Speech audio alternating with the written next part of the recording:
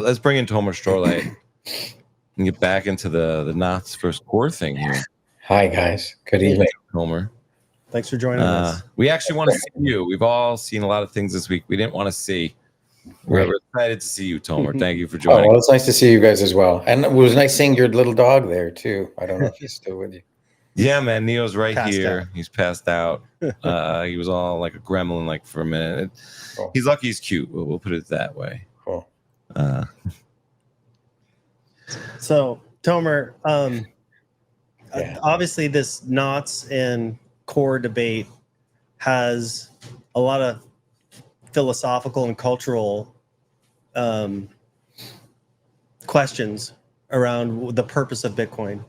And you've done a lot of work in that space. Mm-hmm. And I would love to hear your thoughts on what, this debate and how this is affecting sort of the bigger purpose of Bitcoin.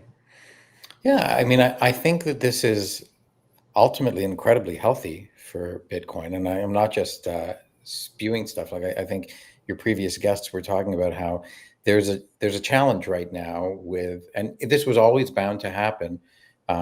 Sooner or later, this is a don't trust, verify system. And sooner or later, we're going to lose our trust in Core. And this isn't even blaming it on the current situation, but we held Core in such reverence during the early days of Bitcoin. Satoshi passed on the keys and passed on the reverence that we were feeling for him onto the Core group, and it was a mature, quiet, calm, rigid, unchanging group that didn't act with haste. And I'm wondering if that's been, the succession has passed on and on again, and we're not seeing the same kind of thing. And that's not necessarily bad. It's like it was bound to happen, right? There's a great saying. I heard it originally was attributed to Warren Buffett, but I would have never been able to verify that. But the saying is, I'd only invest in a company that any idiot can run, because eventually one will. And I'd only put all my money in a protocol that nobody can run, because eventually some idiot will. And it's not to say that the Core approach here is idiotic, but it's from a brand management perspective, as you were discussing earlier, like using your Coca-Cola example. This isn't good stewardship. And that's besides the point of whether it's technically sound or not. If you're alienating a lot of people because they either don't understand why you're making the change or your change is hasty, then you're doing harm to yourself. But Core is doing harm to Core. In this sense, you're not doing harm to Bitcoin. In fact, Bitcoin is being strengthened because we're now seeing multiple implementations take place. We're seeing many people who are saying, well, like Jimmy did, I'm not going to run the new version of Core. We're seeing many people saying, I'm, as a protest, running Knots and sending out a clear message that I don't approve of these changes. So you're getting a lot of involvement and not deference to Core, but critical thought. And you're also seeing many people saying, I agree with Core. So you're actually seeing a lot of involvement, critical thought. You're seeing the number of nodes go up. Many of them are real nodes. Who knows exactly how many are or aren't? And you're seeing people accusing. So everything's forcing you to think for yourself and make decisions for yourself. And so that's a really good thing for Bitcoin, because as many people have said, and I agree with it completely, really the only danger Bitcoin faces is if all the Bitcoiners become complacent, right? If everybody said whatever 5 people at Core decide, that's fine by us. Who am I to question why? Mine is but to do or die. Like that is, we're not unthinking soldiers. We're all generals in Bitcoin. And so I think Bitcoin's purpose emerges from what we all demand it to be and what we can control it to be. And I think that there is a debate right now as to whether its purpose is strictly money or it's other things too, because, well, even they're outside its purpose. So that whole discussion is taking place, but this is healthy. And for people who are new to Bitcoin, and this is their first cycle, or this is their first scary moment in Bitcoin, it's like, this is good for Bitcoin. This isn't something that should scare you away. It's something that should make you realize this is more robust and anti-fragile than other systems that you've come to know and love and it's not as susceptible to being taken over by a leader. There is no leader, even if someone mistakenly believes they are the leader. And we've seen that in past conflicts, and we're seeing it in the current one. Well said. Someone yourself who's been active on X in this conversation or debate, however you want to frame it, what has your experience been like discussing or debating this topic with core supporters or people from core?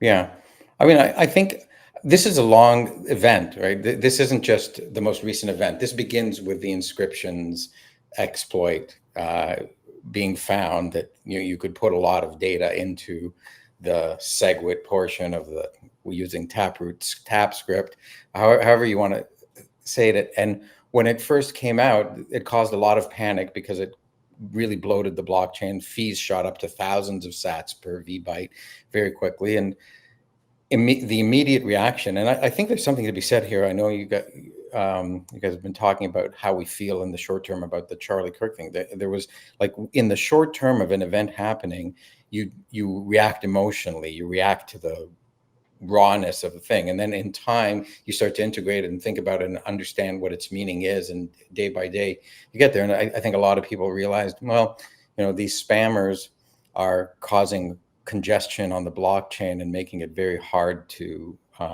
transact affordably, but they're going to run out of money, and the value proposition of what they're doing is not going to endure. And that played out, although it became very expensive and inconvenient to use the Bitcoin blockchain when that thing was popular.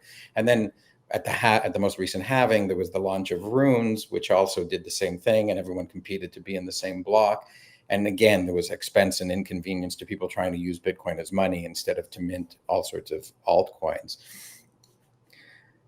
And so the core position, the position of people who said, well, you see, you don't have to do anything about it because it takes care of itself.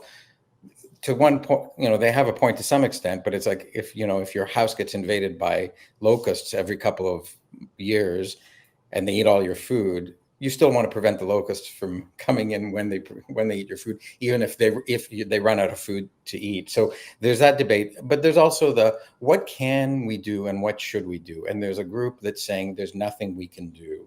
There's a group that's saying, to some degree, there's so little we can do that we might as well swing the doors open. And I think this is where I would play a little bit with Jimmy's metaphor of, like, put a lock on the door or not. It's like, we've got a door that's open 80 millimeters. Right, it's just like a few things can get through, and we're saying everybody's got to open their door 100,000 millimeters, right? Because that's what a byte is, a measure of how open the protocol is. And unsurprisingly, a lot of people are saying, "Hold on a minute, nobody could come and take my piano or take my refrigerator, or take suitcases out of my house." They're putting stuff in instead of taking it out, so that's where the metaphor breaks. But people are concerned, and rightfully so. And the claim that says keeping the door open only a fraction of an inch or a couple of inches is not really any more effective than swinging it wide open is not persuasive to everybody else, right? And I think that's where the social clash here is. I also think that there's a lesson to be learned in how to talk to people. I mean, I think, Cedric, you were asking how have I personally experienced it, and I've experienced it not as a healthy dialogue like what we're having here as a mature dialogue. I've experienced it as a lot of people hurling a lot of insults, telling people that they're stupid, telling people to fork off, telling people to sell their Bitcoin.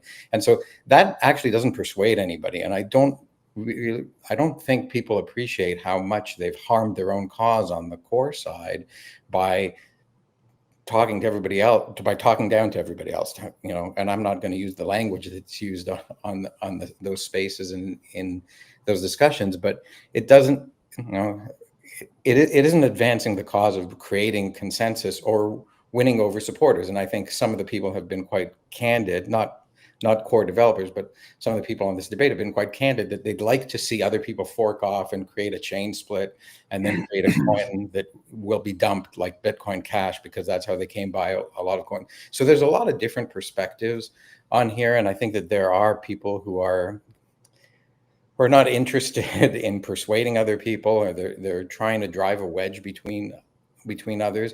And core has become caught up in this commitment of not, of saying that they wanted to do something, escalating it, and then not being prepared to budge on it.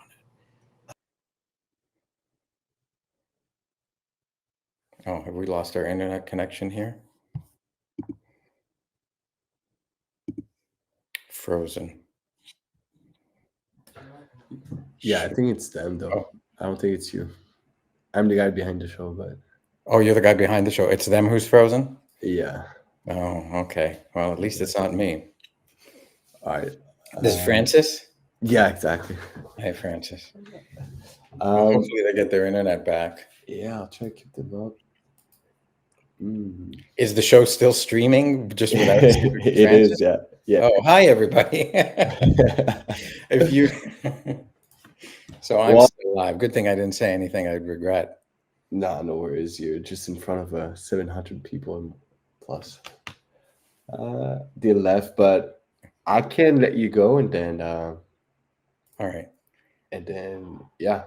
Okay, well, listen, thanks for having me on. I'm sorry for the technical difficulties everybody's been having. And Oh, they're back. They're back. oh, okay. There we go. Welcome back. I've been hosting the show on my own. You wouldn't believe what I had to say. Did we lose us or did we lose you? It was you who got lost, not me. Wow, there you go. That's good. Our ratings are But going up. we were really funny when we were gone. Do you think? I think that I have this inclination that there's something nefarious about this. Yeah. And that I'm not saying core is nefarious, Yeah. but and I'm not saying everyone who supports the thing is nefarious, the raising of the upper term limit. But I do think that there's some seed, some kernel, and I think it's more than just the upper turn. I think that's one aspect of it. Right. I think it's, can you fund or sponsor a project that and get it through that has served someone interest and not everyone's. I think we're all unhappy. We all had and I think it's a social attack. Yeah, going back a few years, I remember listening to other podcasts who would have wealthy Bitcoiners on, and the podcaster would say, "Why don't you fund some core developers?" And the wealthy individuals would say, "Oh, I didn't even know that I could do that." And we're like, "You got to fund core developers. It's good for core." And now we see core developers who are funded by corporations, and we're like, "Wait a minute, are their interests? Are they really objective and neutral?" No one should be labeled or have the title of core contributor. Right. Well, like you either contribute or you're working on something that will be contributed. I mean, I think that there are keys to the shouldn't say project. that, There are keys to the project, and this is the title that gets core maintainer. And I do think we haven't had a conversation, nor is there a process that people are involved in to say, who gets to be a maintainer and what kind of people are we looking for? You can see the IRC chats that say, "Oh, I'd like to put so-and-so in charge of this." And the other people who are maintainers are in there say, "Okay, I'll ack it." And there's no job interview. There's no job requirements that are formally listed. Maybe there shouldn't be, but there aren't. And so you end up with people in there, and we don't do personality tests, and we're not hiring for tremendous experience. And I don't really mean this to be an attack on the individuals who are in those roles. It's a questioning the process, and ultimately it's a questioning of the people, not to say they're bad people, but to say, maybe we really should be looking at people with minimum of 25 years of experience to give the keys to, rather than 5 years out of school. We want people who've had a chance to screw a lot of stuff up in their life and have learned from it, not people who haven't had a chance to make their mistakes yet, because everyone needs the opportunity to make mistakes, just not on this $2 trillion project of ours that we there's also Satoshi, whoever he or they were, I bet you he wasn't 25, right? Well, who knows, but no way. But my point is that there was a deep understanding of monetary history and the value of money. Yes. That got embedded in the code. Yes.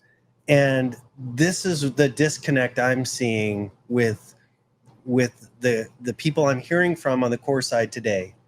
That it's all about the data, it's all about the code, it's all about these things that don't have anything to do with the monetary properties. Right. They're not trying to invent and harden the money. they're acknowledging, they're focused on a narrow thing, which is not, it's not only the technology, but it's only the censorship resistance, right? Yeah. Only the permissionlessness. And they're saying, well, if we make it hard to do the spam, we might make it hard to do the transactions. And if we make it hard to do the transactions, then we have censorship in, and we lose a very valuable part of Bitcoin. So I don't want to overstate their narrow-sightedness here, but there are other things here. And as Bitcoin becomes, like, there's probably 100 times as many people in Bitcoin now as there were the last time we had a fork war, right? And this isn't a fork war, but that was a block size war. This is the block space war. If you have to declare it as something, it's like, what do we use the block space for?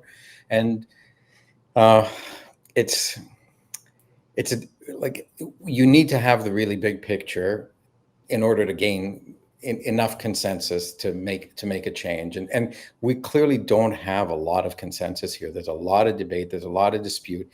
And so there can't be, if you just take an objective and mature perspective on it, there can't possibly be urgency to this thing, right? Like, the system is running fine every day without this change.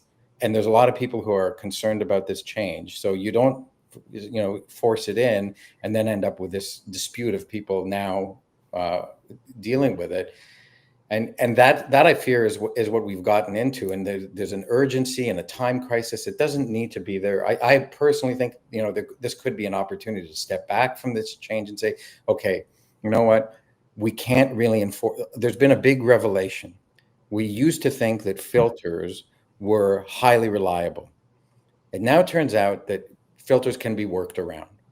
So does that mean that all the things that we filtered, we're just going to let go? Or does it say, you know what, it's like the screen door has a big hole in it and big flies can get through. Maybe we should be doing something different. But instead, we have these people who say, well, hard fork or soft fork, or sell your coins to leave, rather than That's part of the attack. dialogue to say, is this that just sounds like an attack. It's all of it is it's attack with different vectors, and you just prod, you poke, and look, Bitcoin's anti-fragile. It'll survive this, but it'll make it stronger. But we're gonna go through it, and that's not always fun. Yeah. Well, and we need to, like, again, this is not.